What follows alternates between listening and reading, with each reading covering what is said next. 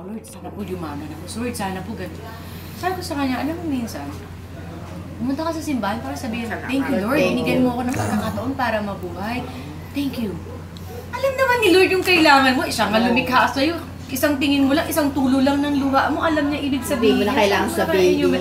Pero minsan, makulit tayo eh. Minsan humihiling tayo, hindi naman masama. Pero siguro mas dapat malalim yung pasasalamat. Mga word of wisdom ngayon. Oo. Alam niya yan. Bingo na nga siya sa akin eh. Sabi nga niya, ikaw ang second life mo na sabi yan. niya, bingo ka na. Sanay ka na sa Joke lang. Sanay ka na sa sermon. Hindi naman, hindi na sermon. Siguro advice niya sa akin bilang yun nga. Hindi rin na, until now talaga hindi ako makapaliwana. Ano no?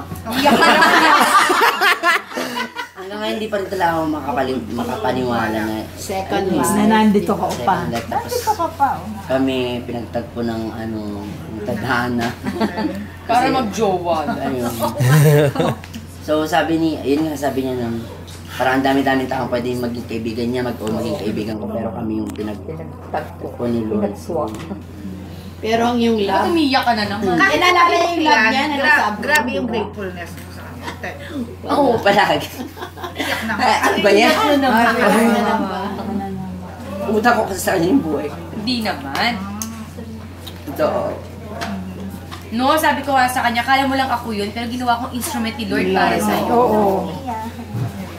Singiling kita doon. Oo.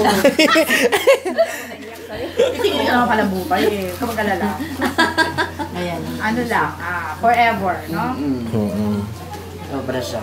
Ano yung pinaka-advice sa'yo niya, Lord? Yung laging paalala sa'yo. Ayun. Ayan. Yung last kong na ano. Yung second chance. Di ba?